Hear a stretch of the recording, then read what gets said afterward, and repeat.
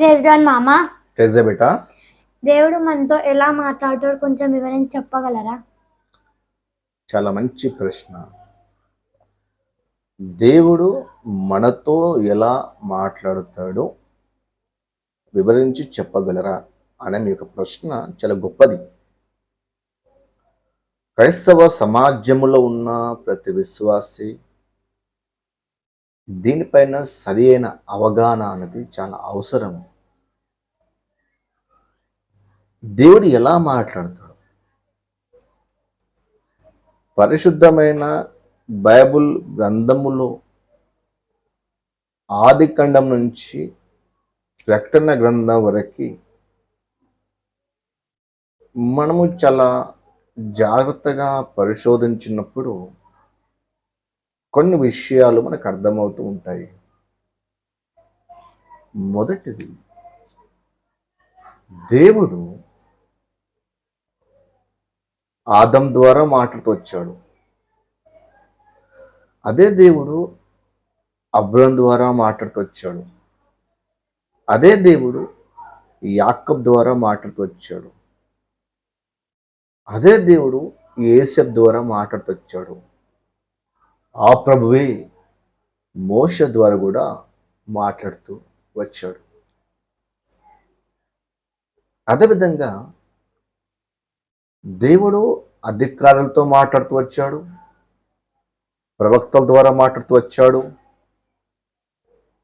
రాజుల ద్వారా మాట్లాడుతూ వచ్చాడు, న్యాయాధిపతుల ద్వారా మాట్లాడుతూ వచ్చాడు. అదేవిధంగా దేవుడు నానా విధములుగా మాట్లాడుతూ వచ్చినట్టుగా బైబిల్ గ్రంథంలో చూస్తున్నాము. కానీ దేవుడు ఎలా మాట్లాడతాడు అనేది మనకి ముక్కుసూటిగా సమాధానం అవసరమే ఉన్నది. దీంట్లో మొదటి స్టెప్, దేవుడు వాక్యం ద్వారా మాట్లాడతాడు. వాక్యం ద్వారా దేవుడు ఎలా మాట్లాడతాడు అంటే, ఎప్పుడైతే ఈ యొక్క పరిశుద్ధ గ్రంథమును మనం చదువుతూ ఉన్నప్పుడు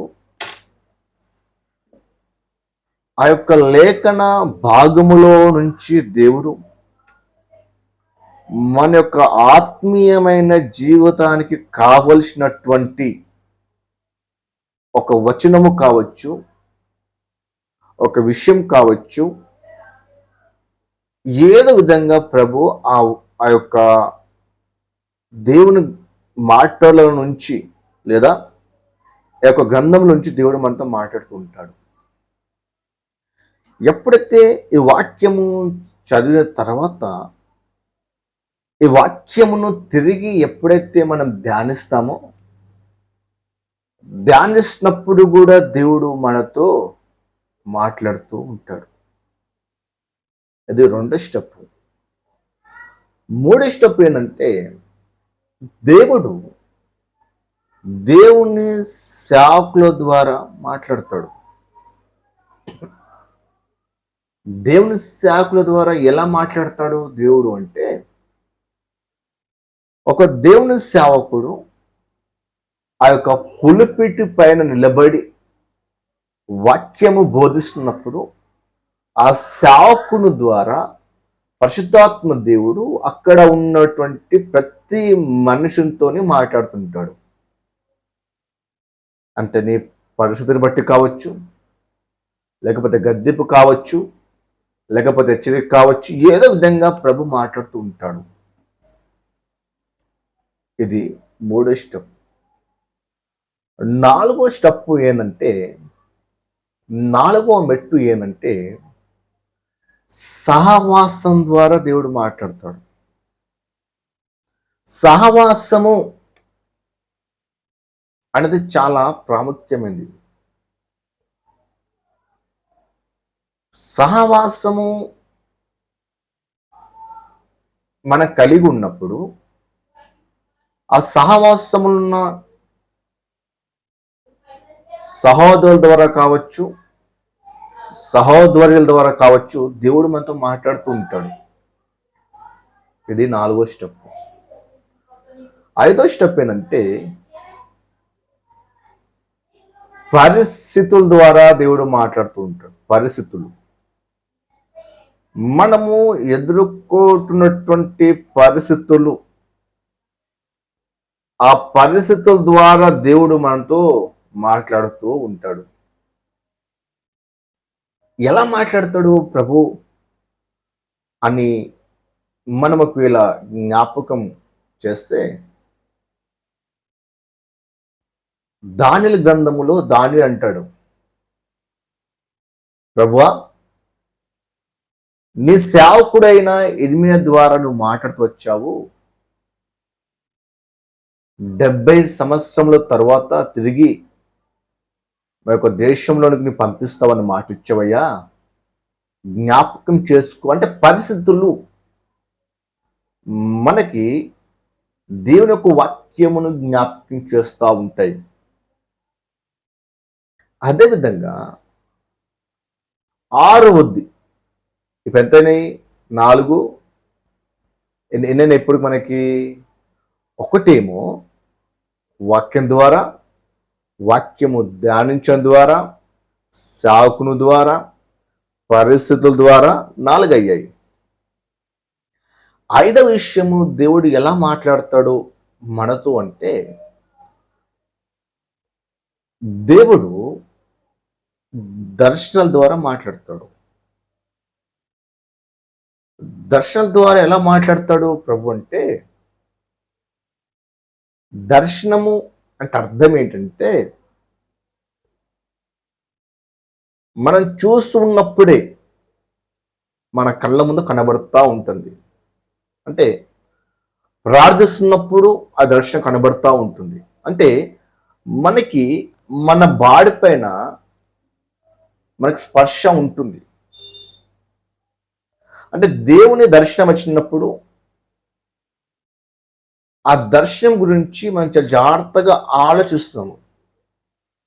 ఫర్ ఎగ్జాంపుల్, అననీయ ఉన్నాడు బైబిల్ గ్రంథంలో, అపొస్తలుల కార్యంలో కనబడుతుంటాడు. అననీయ ప్రవక్తను ప్రభు దర్శనముల్లో ఆయన పిలుస్తూ ఉంటాడు. అననీయ అననీయ అన్నప్పుడు చిత్తం ప్రభువు అంటాడు. అదేవిధంగా అదే అపొస్తలుల కార్యంలో 10వ అధ్యాయంలో మనకి మరొక వ్యక్తి కనబడతాడు, కొర్నేలి ఉంటాడు.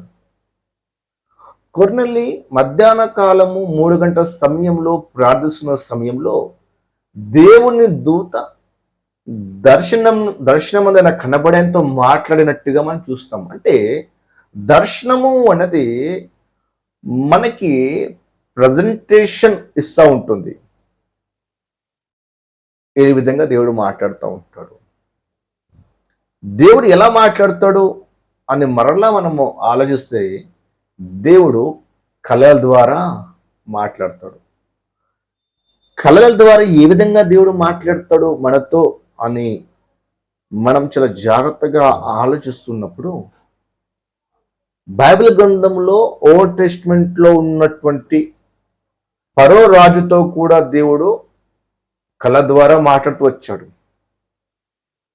దానియేలు గ్రంథంలో ఉన్నటువంటి నెబుకద్నెజర్ రాజు కూడా దేవుడు కళల ద్వారానే మాట్లాడుతూ వచ్చాడు.